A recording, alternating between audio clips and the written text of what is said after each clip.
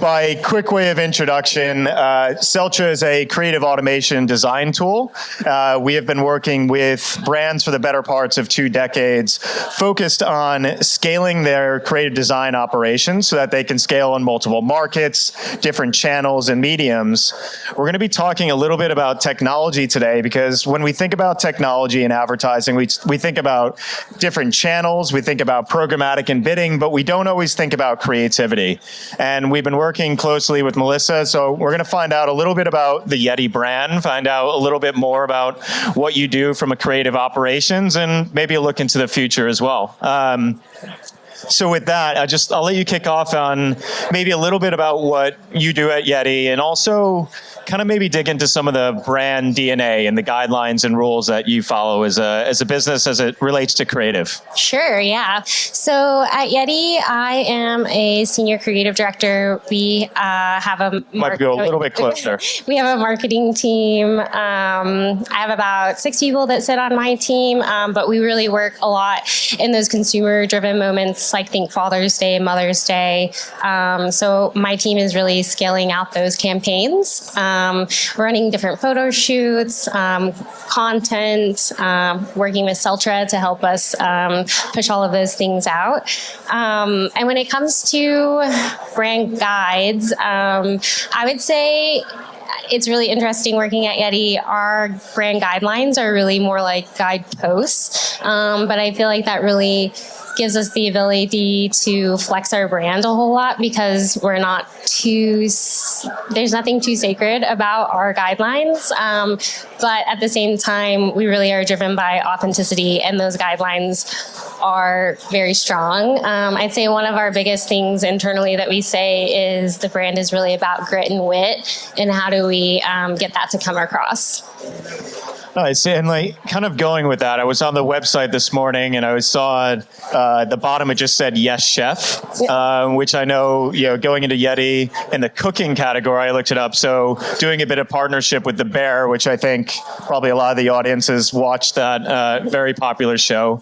How do you deal with that with creative, and dealing with some of the cool partnerships like that you're doing? And what do you look for, or what do you hope for as someone working on creative in terms of the partnerships that Yeti does?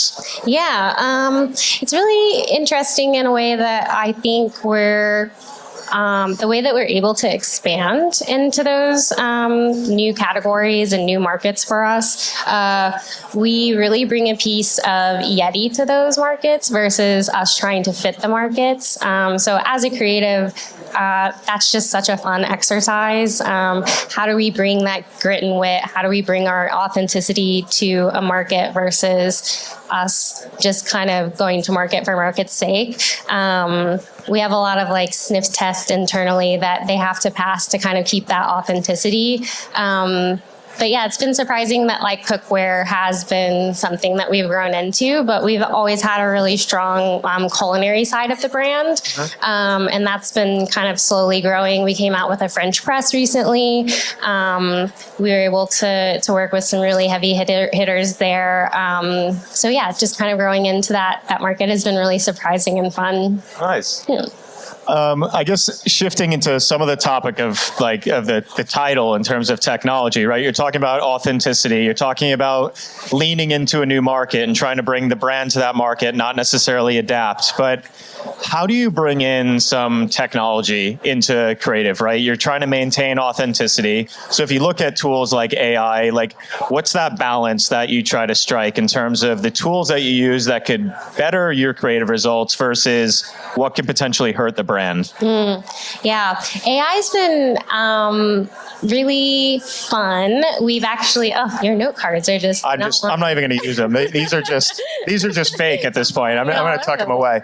Thanks. So actually, we're using AI for customization. That's been a really fun plugin for us. We were really wary about it at first. We were like, does this fit the brand?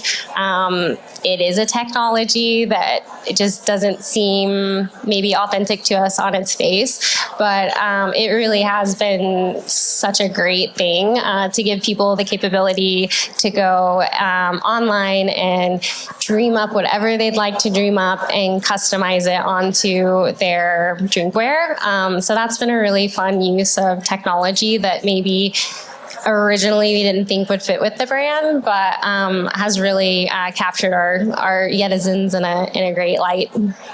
And is there anything that you're fearful of with AI? Like, I mean, I know there's, auto image generating and things, especially as a creative designer. Do you feel fearful of those things, or are you more interested from your angle? Well, actually more interested. I don't think that we're using those tools to necessarily go straight to market with it, but the auto image generating and things like that have actually been such a great tool for us as creatives. I think it really gives us the ability to indulge in a lot of different ideas. The creative process is often messy, and you're really like juggling lots of different ideas and iterations of things. And with some of these AI tools, we're really able to create some high fidelity thinking. And then we're also able to bring that high fidelity thinking to people within the company, our stakeholders who maybe aren't as visual as creatives. And it's harder to pitch those ideas when they don't have a really strong visual to look at. So it kind of helps us even along in that process. It gives us a lot more clear feedback. I think about our color campaigns. We usually always kind of put these colors in these really cool environments, and those things are rendered. We have a third party who renders those environments for us, but as we're thinking about those environments and what we want those environments to look like, we are using AI to kind of help us dream it up. And then we're even able to pass that to our third party, and it makes it so much more efficient. They're really able to like capture the mood and the vibe of what we're thinking. So yeah, and Adobe has just so many great AI tools that save me so much time when it comes to extending images and just doing like really simple stuff. It used to be like decoupage, like you'd be taking like something from here and over here and then like photoshopping it together. But now it's just a couple of clicks and it's really nice. So it sounds like you actually have a decent amount of flexibility and kind of freedom as you're operating. I mean, going from your background, you've been at Yeti for a couple of years now, but comparing to some other experiences, are there things that you're really excited about that Yeti does compared to some of your past experiences with creative? Yeah. One of the most surprising things at Yeti has been just how idea-driven we are, ideas-driven and brand-centered. I was at agencies in the past, and being in-house and kind of behind the curtain and really close to the business, and a business that really is just so rooted in its authenticity. I feel like I wouldn't say we're always like the most streamlined or efficient because we are very ideas driven.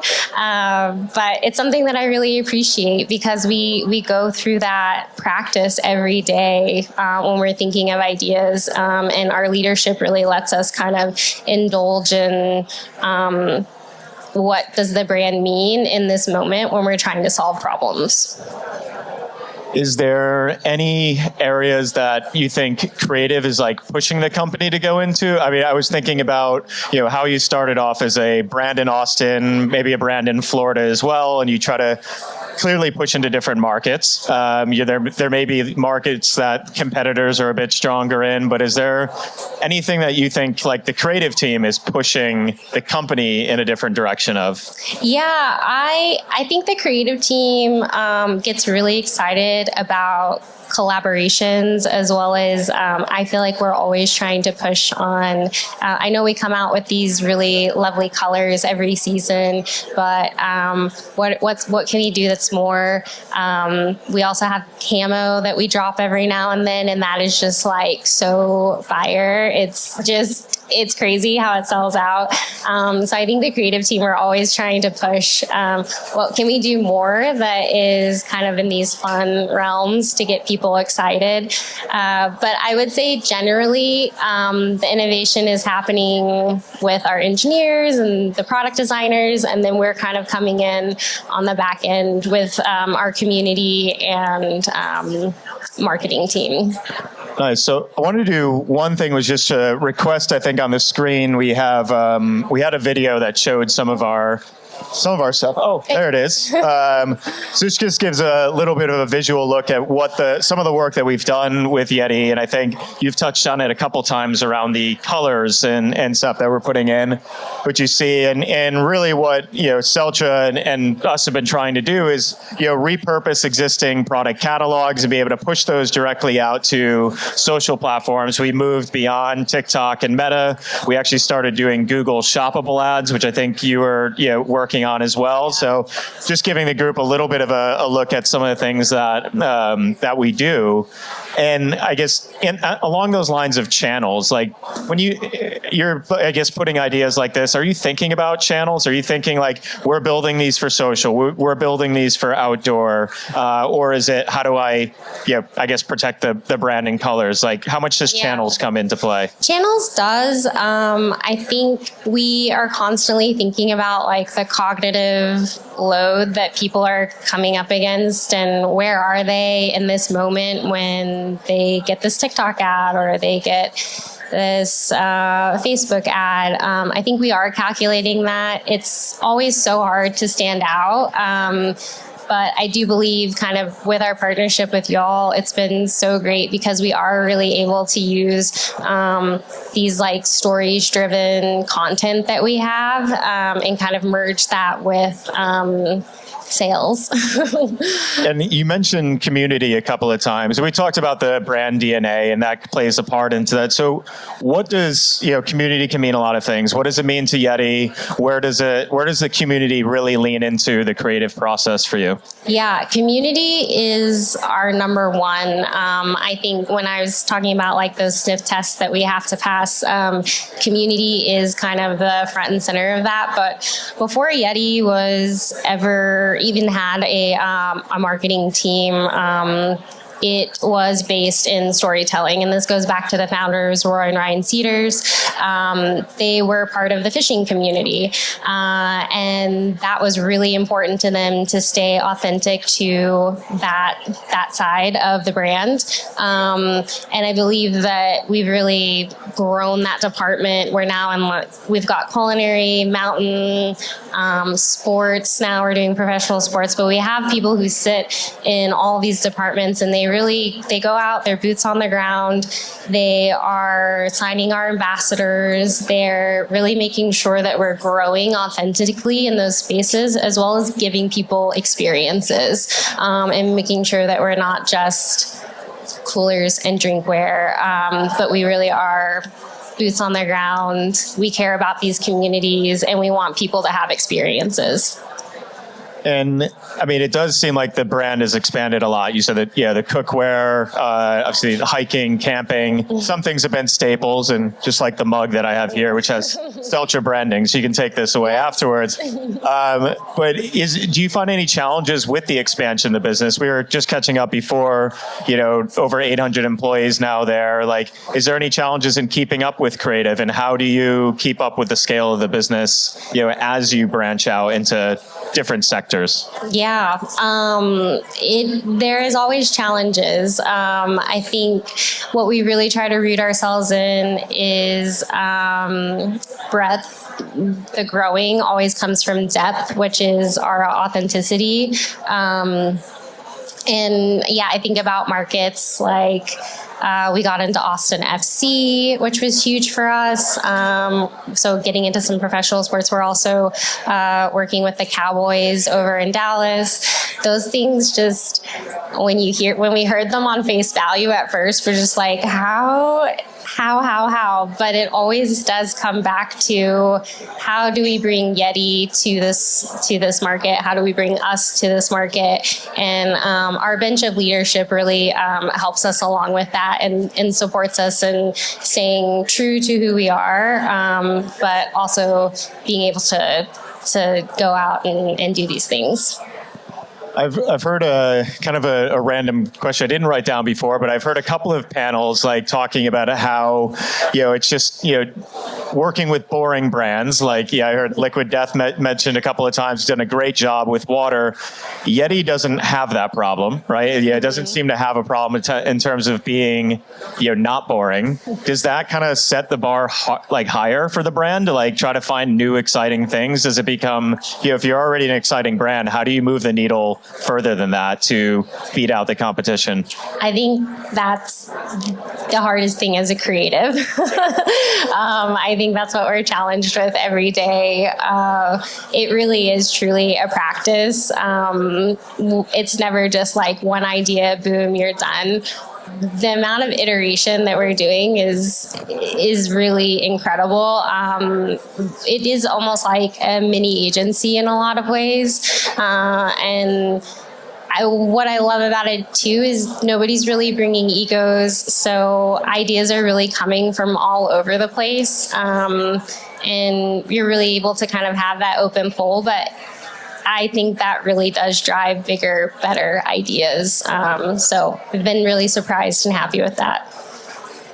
Shifting into just a bit of advice for the audience and other marketers, like, with a little bit of focus on technology as a, creative designer, any recommendations or suggestions, feel free to mention Celtra. But in all reality, is there anything that you would recommend to other brands that are starting to integrate technology into their creative process? Yeah, well, Celtra has been an amazing partner. They've really allowed us to scale creativity in a way that still keeps so much of our brand. The rich media formats that we're able to use with you guys have been absolutely incredible. But generally, I would just say to just try and lean in and not to be afraid of new technology, new markets, but also, of course, having like a bar and making sure that you're meeting your true, authentic brand. Cool. I've got two quick questions for you, then I'll open up to the audience too if anything's there. Bit random, but thinking, I was thinking about the Bear partnership. Is there a certain particular partnership you would be excited to work on from a creative standpoint? Kind of broad question, but anything come to mind? Well, I'm already really happy because we have a lot of partnerships, or Jimmy Chin is one of our ambassadors, who's an incredible mountaineer, alpinist. So my scratch is already kind of, I got it, like in the bag. I get to see all these amazing ambassadors that are doing great things out in the mountaineering community, and it makes me really proud and makes me geek out all the time. Nice. Yeah, I know you invited your husband here as well, which is great. And I know you guys are both avid, you were ice hiking or ice climbing last week too. So we tried some ice climbing. Very on brand. Trying to get my Conrad anchor mind in. Last question for me is just around, I know you're not working on the product team at Yeti, but 50 years from now, if Yeti was making a cool product, what would it be? What's a futuristic Yeti project? Oh gosh.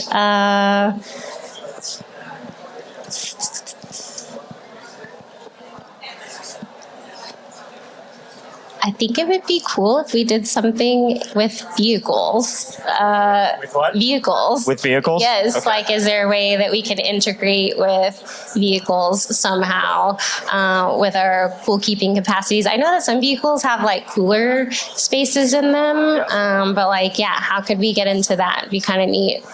I like it. Very cool. That's it on my questions. Anything from the audience for Melissa? Hi, Dennis from Cedar and Cactus Marketing, also Austin-based. Just wanted to ask how when you're working on one brand, especially now that you're with Yeti for so long, how you keep your ideas fresh as seasons grow and as your team grows and as you're using so much output on one brand, how do you stay fresh in that creative process specifically? Yeah, it gets challenging. I feel like there's always seasons to creatives. Sometimes we're really creative, and other times you're digging at the bottom of the barrel trying to find something. But I would say, I think collaboration is probably something that we're really we're blessed with internally. You can really collaborate with anybody on the team, and we have just such a powerhouse of talent. Going and talking to someone else who's maybe not working specifically on the project that you're working on, and asking them for their opinions, and not being afraid of getting feedback from multiple different places within the company is a great way to start. I also feel like trying new things. Sometimes when we're presenting, we may go off script a little bit. Maybe we use type in a new way, or we present a newer idea. Those things, and it's not going to go anywhere. It's going to get killed, but kind of making sure that you're always just like poking a little bit. I think it starts to open up people's minds and gets people dreaming a little bit, even though maybe it's not right at the moment, but you could see yourself going there eventually. Hi there, John Bowen with Razorfish. I've heard a few conversations this week just around building trust and brand building and retention in audiences. A lot of that is centered around measurement, but from your creative process, how are you thinking around loyalty and trust with your customer? I think we're kind of lucky that the creative department isn't measured too much in that sense. I think our brand building in the creative department really comes from that space of if we're staying authentic to the brand, and that's really how they're measuring the work that we're doing. Is that okay? I think it's kind of one I didn't think about before, but so you're essentially saying that, there's less stress on your side in terms of actual measurement and results, and really about, are we staying on brand, and are we pushing the right message? Are we improving visually? There's not too much pressure on the measurement. And that's been a really refreshing thing, especially coming from agency side. I feel like our marketing department really exists because they want the brand to keep getting deeper, putting in its roots, expanding in an authentic way. No, it's interesting because we do a lot in the shoppable ads, and obviously when you're doing shoppable ads, you're looking for an outcome. But I guess from your perspective, is it really just making sure you're building assets for that environment, but you're again not getting a lot of pressure on what those results are? Building assets, but I think that those assets we've really been able to. They're very colorful. We're using our content in them. We're able to put those videos in. I think making sure that they look really beautiful and they look premium, just as we want to see our brand, is our jobs, our number one. Well, it's great when you have a non-boring brand, so you can focus on colors. But I think it's an interesting message, and we'll kind of close out on the comment. But it was just around, everyone is always so focused on viewability and outcomes and metrics, but a lot of these major brands are thinking about how can we make an impactful, beautiful creative, and sometimes something beautiful is all you need. Yeah. Melissa, thank you for spending Saturday with us. Thank you so much. Happy International Women's Day. Thank you. Thank you.